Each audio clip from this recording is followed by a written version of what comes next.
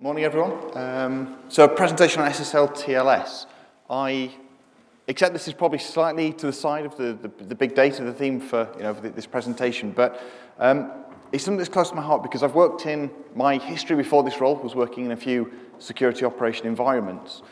And the trend I started to see years ago, and the trend that I still see today, is obviously the reliance on things like SIEM, put all the data together and do investigations across all your platforms.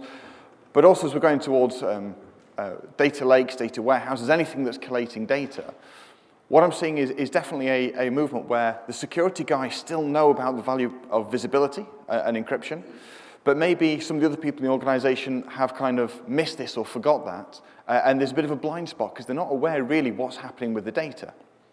So definitely still irrelevant. So quick look at the agenda. So we'll look at some network security data feeds. Have a quick look at just a recap on what SSL and TLS is. Just a couple of slides on TLS 1.3, as it's such a new topic. Definitely a hot thing people are asking about. 2 slides on PFS. That is, I think, one of the biggest important things about TLS at the moment and for people's understanding. A few slides on decrypting it, and then a few slides on challenges for organizations that do. So this very attractive slide, I think, is just a nice simple one. It kind of talks about the types of data that I used to use when I was in a SOC. So we start with the obvious things like firewall logs or netflow logs, so looking at IPs, port numbers. We've got proxy logs, so looking at web traffic and URLs and files. DLP, IDS, IPS, performance monitoring, endpoint, malware sandboxing, packet capture, and any other tool that's really collecting data or collecting files.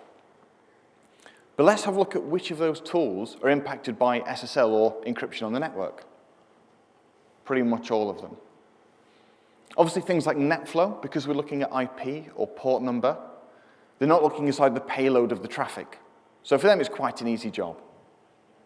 For the endpoint, it's a bit easier as well, typically because that SSL or TLS is already terminated and the data's come out of it. But every other solution there, if we're not looking inside TLS, SSL, the solutions are blind. So the data isn't even being observed. So we can't action it, we can't block it. More importantly for you guys, we can't log it. So that data simply isn't going to your data store. So all the tools that you'll be hearing about for the next 24 hours or all the tools you already use, they will just be saying, no idea. And half of security is about proving it did exist. Half of security is about proving something didn't exist. But we're in a case here where we simply don't know. So how much of the world is encrypted, as we see over the network for security purposes? Well, here's a little bit of a prediction slide we used a few years ago. And when I used to work in a SOC quite a few years ago, it was the norm to see clear text traffic. And now and again you said, oh, that session's encrypted. I can't see inside it. And we've had this slide for a few years now, and this was the future's dangerous, the future's invisible, you won't be able to see inside encryption. But I still use it because it's one of the few predictions that was actually spot on. They said years ago we'll be looking at 75% encryption on the network, on the wire. And actually that is exactly what we're seeing. I was with a global bank earlier this year, and they described it as a 95-5 issue. 95% of the traffic, we simply don't know what it is. There's a few tools that can see inside it, but for the majority of our security, we just can't simply see inside it. And 5%, we actually have a clue what's going on there. So it was a great prediction. If we look at some measurements for it, then we can see at the bottom, Mozilla published a stat a few months ago saying that 60% of the traffic they observe is now encrypted. Why is that? Why has it gone up so much? Some people talk about Edward Snowden and the release of the papers indicating, how much snooping is going on and how much governments are listening in, or maybe even third parties and remote adversaries are listening in. But I think one of the things that's made this possible is Let's Encrypt. And if no one's come across that, it's a certificate authority sponsored by, I think it's Mozilla, Google, and a few other of the really big names. And they're giving away free certificates. Not only are they giving it away, it's scriptable. So you go and rent a £2 a month blog from some shared service provider, and you tick a box, yes, I want this encrypted, and everything's done for you. So it's nice and simple. Yes, that means my mum with her personal $2.99 blog a month on painting gets encrypted, so that's good. The downside is it's another blind spot to security. bypassing all the tools, not creating the data for analysts. And obviously, along with that, the measurements of why we've got more encryption is the abuse. So phishing domains, data exploitation, command and control and spoof certificates. That's basically the abuse that's going on inside all of that. And to really push, to really add the fuel to the fire, 2 articles you may have seen. The first one, Google, a year and a half ago, said, we're going to start punish websites that don't have encryption. So even if you search for a company name, if their website doesn't offer encryption, they're not going to be on the first page of Google. So companies that didn't have that need to go encrypted are now also going inside this encrypted tunnel. Recently, Chrome's going to start marking unencrypted pages as not secure as a way to try and improve security, but again, the downside is even more websites are going to start to be secure when their website owner brings it up in Chrome and goes, our page isn't secure, we must go encrypted. So we talk about between 75% now and in some cases 95%. I won't be surprised if we see that hitting 95% plus, quite common, in the next few years. So what is SSL? Very simply, we all know it's at a high level. If we go to a website on the left, it's just www, and we go through our corporate security, then our DLP is able to see the credit card. So it feeds it into your big data platform of, yes, I've blocked this because I found it. If you download a PDF or a zip, we can detect that, we can detonate it, we can block it. If we're doing packet capture or performance monitoring, we can see it, we can create the logs, we can do the analysis. And that all goes into our SIEM or our lake or our warehouse or whatever you've deployed. As we go to HTTPS through the same tools, the DLP can't see the data.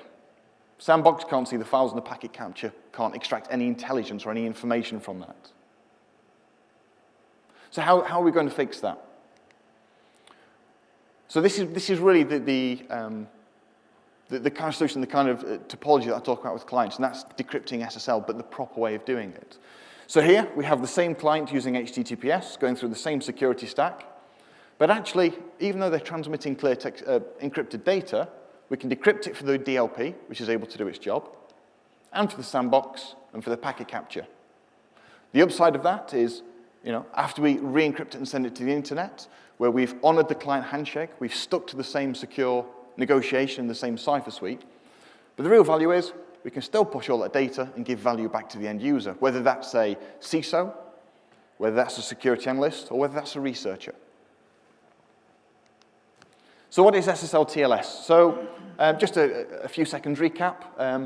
They're the same thing. They just went through a rebranding several years ago.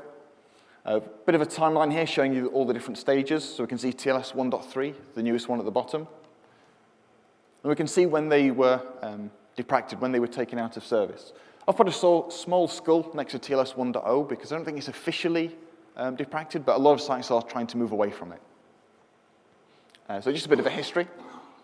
And really, just to look at what is an SSL or what is a TLS. Well, the SSL version 3 or TLS 1.3 or anything in between, they're actually just a standard. And there are many different Cipher-Suites out there that meet that standard. So when we talk about SSL TLS 1.3, there are many Cipher-Suites that fall inside that. I've put in some names of some Cipher-Suites there, some real jargony names if you've never seen them before. But they basically describe the elements that make up the Cipher-Suite. So if we look at those 4 sections, we can see that the first one is the symmetric encryption cipher. And that is, how are we actually going to encrypt that data symmetrically and transfer it between the 2 machines?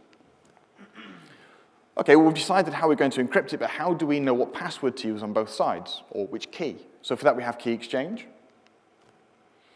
We have the authentication. So yes, I know we're communicating securely, but how do I know you're actually who I think you are? And finally, integrity. How do I know that someone isn't sat in the middle and just changing the odd bit or changing the odd byte to change that conversation to something that maybe favors an attacker? So they're the 4 components. And they're as much of the older specs as they are of the newer specs.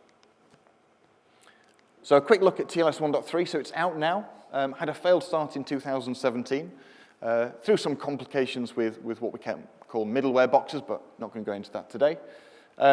We still see some drafts out on the internet, but we're now in the final draft, or the approved draft 28. At a high level, it's very similar to version 1.2. So we've still got the same Cipher-Suites, and we still use the same 4 components. What I would say is that if anyone's read the draft or anyone interested in this, 2 of the parts have actually moved inside the encryption, So technically, they're not part of the Cipher-Suite, but the same 4 things happen, and we still have to understand them, and we still have to be able to control those to look inside the traffic. So they're still there. The goals of TLS 1.3, mostly security. We'll see that on the next slide. There's a bit of confidentiality in there. We're stopping some things being transmitted in clear text. The best example of that is the server certificate. So if you've got any tools or any analysis that's looking at the server certificate, for TLS 1.3, you guys won't be able to see that anymore until you start decrypting traffic. There's also a little bit of speed. I'm not going to go into that because I think it's probably beyond the scope of today, but they've basically shortened the round trip times, or they've shortened the way that the connection's set up in the first place. So to you and me, that's not going to make much of a difference, but to people like Google and Cloudflare and Facebook, that's going to make quite a sizable difference because of their size. Is the older version, TLS 1.2, unsafe? Not really. I think really the more important question there is which Cipher-Suite are you using? So we're going to look at PFS in a second. If you're using any Cipher-Suite of any spec that uses PFS, you're in a really good starting place. I'm not going to guarantee the rest of it's safe, but it's a pretty good place to be. So it's not really a question of is 1.2 safe, it's is the cipher that you're using safe, and also let's look at the standard that you're using. Will 1.2 stick around? Bigger sites will obviously move to adopt it very quickly because they get savings and they get a little bit more confidentiality. Smaller sites might adopt it. I think that's really up to them. But you know, if we say how long are the older versions going to stick around, well, I saw SSLV 2 last year, and that was basically decrypted a long, long time ago. So we're still going to see 1.2 for a long time, but I think we're going to see 1.3 come along pretty quickly. Major differences, so a little bit more technical. Gone is the functionality bloat. I think Heartbleed was a really good driver for this. There are lots of parts inside TLS or SSL that were there because they were nice to have. They were nice little features, but they maybe didn't go through the same code quality checks as the other parts. Again, Heartbleed, a great example. You know, some people kind of use it now and again, but it wasn't really that hardened, and that's why it made quite a big vulnerability. I've listed some of the changes on the bottom left corner. So on the left is the element that was stripped out of the protocol, or the standard, and on the right are the kind of things it prevented. So you may have heard of the poodle attack, sloth attack, crime attack, and so on. They're no longer possible in TLS 1.3, so that's good news. In the top right, PFS is mandatory. That's what we're going to come on to next. That's a really important part. Session reuse has had a bit of an overhaul, so people managing servers can get to a state of reuse a little bit quicker. There's a bit of downgrade protection, and so on. So I'm not going to go through that too much today, but PFS in the top right is definitely a key part. So before we look at PFS, let's look at what PFS, or what was before PFS. And this is what we call key exchange using RSA, or using certificates. So you may be familiar, we've got Alice on the left, she's the client, and on the right we've got Bob the server. And in the middle, listening to the traffic, we've got Chuck the attacker. Chuck's recording everything to disk. So first of all, to create communication, Bob sends the public certificate to Alice.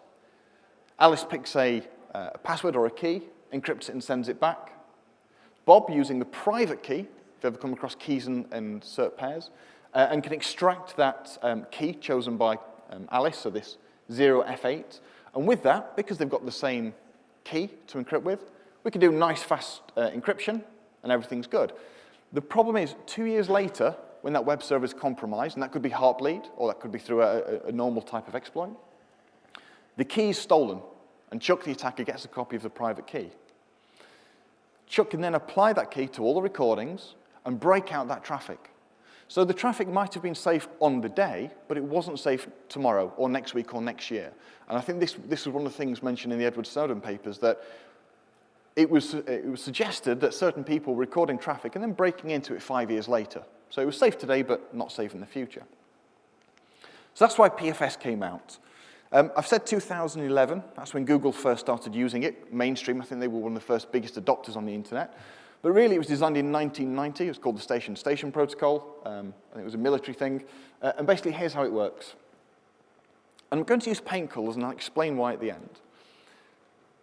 Alice and Bob decide on a shared color. They're going to pick yellow, or a shade of yellow. And Chuck's obviously seen yellow because that was transmitted over the wire. Alice and Bob then share, or should I say, add a secret color at each side that they're never going to transmit. And they arrive at red and blue, respectively. They share the results, of which Chuck has managed to record them again to disk. We add our secret color, which is local to only us. And we both arrive at the same shade of purple. So to summarize what happened there, we added yellow, green, and orange and made purple. But the first two, the green and the orange were never actually transmitted over the wire. So Chuck, the attacker, was never able to see the key ingredients that went to making that final shade of purple. Now, I've used paints because it's a bit simple to get your head around. It's very quick to mix two paint colors together, but very difficult if I gave you a color and said, work out which two shades I use to make this color. And it's the same thing with maths. When we start to all the maths functions, there are many functions that are very easy to do forwards, but very difficult to do backwards. So for Chuck to work out the secret keys here, he'd have to reverse engineer two colors or two different complicated numbers. So the beauty of this system is we're never transmitting the key over the wire. So anybody just recording this traffic isn't able to break into it at a later date. The other upside is that because we're not using certificates, we can change our private color every hour or every day. So even if that color is stolen, we can't then rewind and undo and get 5 years of traffic decrypted and played back. The other upside is the colors are never written down. So we call these ephemeral keys. But the upside is it's safe today and it will be safe in 5 years' time. And that is a really key point. It was a big part of TLS 1.2, has been for a long time. But in TLS 1.3, it's mandatory. So it has to happen. And we'll look at that in a second, why it's important. So decrypting, a few slides on decryption. This is what most networks look like. This is what most security analysts like myself used to have in the past. So we've got network, we've got passive tools, we've got active tools, and nothing can see inside SSL. But if we can deploy a solution, and obviously I'm from Symantec, this is one of the things that we do, but other vendors do similar things, we can actually start to have one box there that handles all the decryption and feeds all the tools. So you're only decrypting once, but we're feeding every investment. So your DOP, IPS, sandbox is getting that visibility back again. Just for a little bit of proof, here's a screenshot from my home network. So on the top left, we can see it's encrypted. Bottom middle, we can see that's encrypting TLS 1.3, so even the latest spec. And in the bottom right, we can see that certificate was issued by Andy's bedroom. I kind of called it that before I realized I'd have to stand in public and talk about Andrew's bedroom device, which is a real different topic altogether. But there you go, there's proof. Very easy, very safe to decrypt, and we can do it basically for all solutions, for all machines. So what does that mean? It means visibility. So I'm afraid this doesn't come across on the projector well, but essentially, if we look at the before picture in the top left, as we're using another solution very similar to Wireshark, so looking at traffic, without decryption, we can see the name of the certificate, and we can see there are no files in this flow. But if we record the same flow with decryption, we can see the name of the website, we can see there's an executable, we can see the file names, and so on. So there's just one example. Without decryption, your tools, your analysts, your research sees nothing. With decryption, we can actually see the traffic that's going on over the network. Some people say you can't decrypt TLS, really, or even TLS 1.3. The bigger question is, what stage are you at? So we start at the top. Can your device or is your network able to even detect this TLS on the wire? If no, you won't be able to look into it, or if your tool isn't that clever, it will break as soon as it tries. Okay, you can detect it. Can you cut it through and just let it go and be on its merry way? If you can't, we're in trouble, but if you can, continue. Is the tool or is your network able to downgrade to TLS 1.2, where most solutions can decrypt? If they can downgrade, then they can keep doing their job and you guys keep getting visibility. If they can't downgrade, then they're kind of stuck. And they end up with actual native decryption. So it's not a question about can you decrypt TLS, it's how able are the devices on the network that you're using. The reason why this topic comes up quite a bit is there was news several months ago that because of TLS 1.3 said, oh, the banks can't decrypt, the banks is unsafe, they're refusing to play ball, and they want to change the spec. So the use of ephemeral Cipher-Suites prevents the use. And the next person was saying, we need to do it to comply. The actual comment came from the BITS, which is a financial roundtable in America representing the banks. And what they said was, BITS highlighted problems for financial institutions with significant investments in out-of-band decryption. And this goes back to that PFS we just did a bit of a picture for. With the old RSA Key Exchange, basically the banks were tapping the network, recording the traffic, and then basically out of band, to the side, decrypting it. which really is the exact same thing that an attacker would do if they got their hands on the encrypted traffic. So they were doing effectively a sanctioned breaking into the traffic.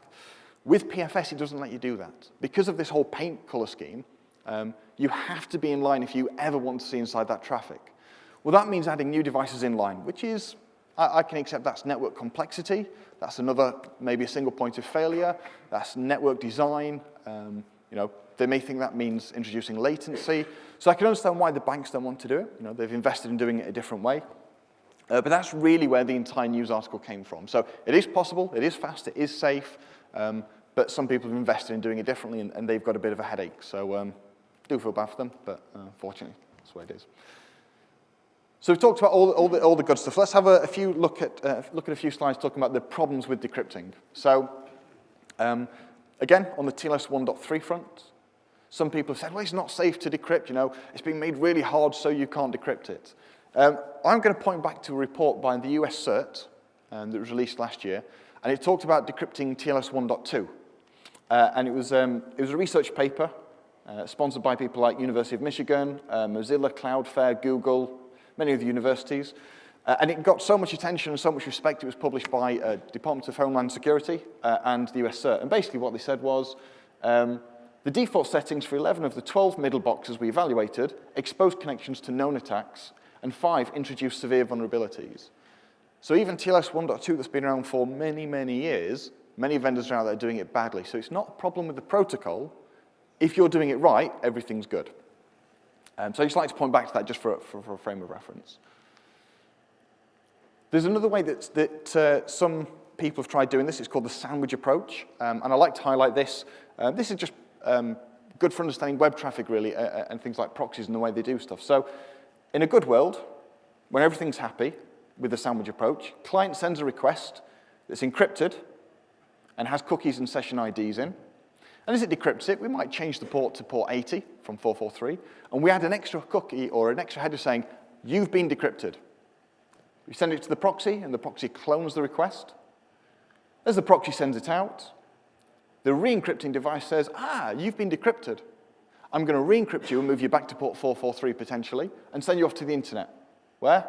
The internet replies with a picture of a kitty. Still encrypted now with all these session IDs and cookies and passwords. And we go back through the same process and everything's happy and everything's good. Brilliant. However, proxies do things on their own. Sometimes they update the cache, and sometimes they will fetch the next page for you, predicting what you're going to do for an end user experience, which is really nice. The problem is, the proxy, trying to be helpful, will create a request on itself, but it won't clone those custom headers that it originally saw. It will only clone the standard headers. We send it out. The re-encryptor doesn't know it should therefore be encrypted, and will send it out plain text. And you've then sent those requests to the internet. Now imagine credit card details or passwords stored in the URL. That's now clear text. Remember any of your session IDs. If you guys have ever come across something called the OWASP Top 10, they're ways of hardening web applications. Number 2 on that list is tracking session IDs properly and user authentication. That's basically violated number 2 because you are sending out your session IDs to the internet and we're looking towards a compromise at that point. And even if that only happens 0.001% of the time, I know many proxies that do 10 million requests a day. So over a 3-year lifespan, that's quite a lot of requests. So that's one of the issues with decrypting. Another issue with decrypting is, we can see here, there's a website called SSL Labs, if you've never come across it. And you talk to SSL Labs, and it spits back at you all the Cipher-Suites that your browser wanted to talk. So all the languages and all those encryption algorithms it wanted to talk in. And here we can see all these ciphers that my web browser asked for. And we can see at the top, these ones are green. That's forward secrecy that we just talked about. And the bottom one is orange. So that's what it looks like if we connect straight there. Here's us talking to SSL Labs again, getting the output back. But this time we've gone through a Middlebox that honors the client request. So we've taken the client request and we've forwarded it on. And that client request says, I want these ciphers in this order because these are really good and these are really bad. And you can see here, the same amount of ciphers. Green is at the top, orange is at the bottom. Orange isn't my coloring, by the way, that's SSL Labs. So even with decryption, we've honored the order of integrity. However, here we've got a different type of decryption solution that's maybe not honoring the client handshake, and this is why it's important. We can see here that orange is at the top and green is at the bottom. So yes, we've done decryption, But by doing that, we've actually weakened it to using things like RSA Key Exchange, and in some cases things like RC4, they're a common one that appear there. Very vulnerable, as we saw earlier on one of the slides. And really the last issue with some of the decryptions that we see. So web server on the right presents a green certificate, so one that your browser would trust because it's legitimate. A solution introduces a weak certificate, either one doesn't have the same standards or doesn't have the same bit key length. And then or should I say, beg your pardon, the attacker does a man-in-the-middle attack, downgrades that to an illegitimate certificate, so one that is not signed, one that is not secure, because they've broken into it. And then the middleware box re-signs that with a green cert. This goes back to that Department of Homeland Security /US cert slide earlier.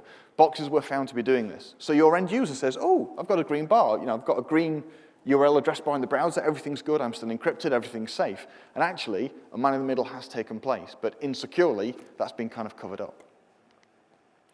One last slide for me, because unfortunately I do come from Symantec, so we have to talk about product for a second. So taking networks from this to this is basically one of the things that I work in and specialize in.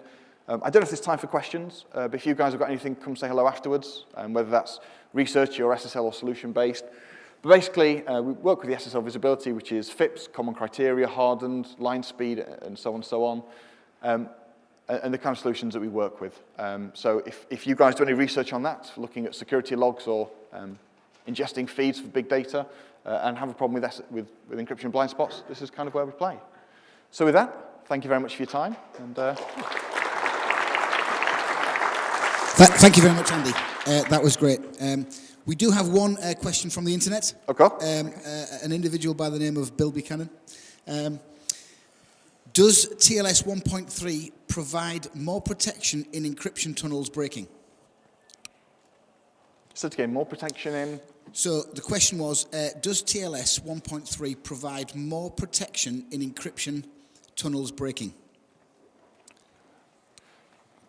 So the ability to stop people decrypting it legitimately? I think so. I think so. Okay, I'll take that as the question. So one of the things TLS 1.3 does do is, because it's not presenting the the server certificate, it's then very difficult to actually see who you're talking with. So a lot of solutions will make decisions on whether to decrypt or not based upon that. So if you hide that, a lot of solutions get a little bit more wary about whether I should intercept or not. A good example is healthcare and banking. From HR point of view, or works councils, we should never really do that. So that would stop that. With regards to absolutely categorically preventing you breaking in, really, I think for that, things like certificate transparency protocols, certificate pinning, they're still valid. I think they were a hot topic a few years ago. Lots of websites and solutions started to use it. I think they're kind of reining it back in a bit. There's something called HPKP, which is a way of stapling certificates to the browser. And it didn't necessarily stop you breaking in, but it gave visibility to the endpoint if you had done so. But a lot of websites are moving away from that because actually it has caused a few problems. I think Google's a good one as well, but it was not HPKP. Was it CT they moved away from? So, a lot of people go, certificate pinning, I'm going to stop you breaking into it. But actually, people are rolling back from it already. So I think that was the question. I'm not entirely sure, but I'll leave that there. So thanks. We have time for one more question. No more questions. Oh, you're there. Sorry. So that was Bill. so thank you very much. Pleasure. Thank you very much, Andy.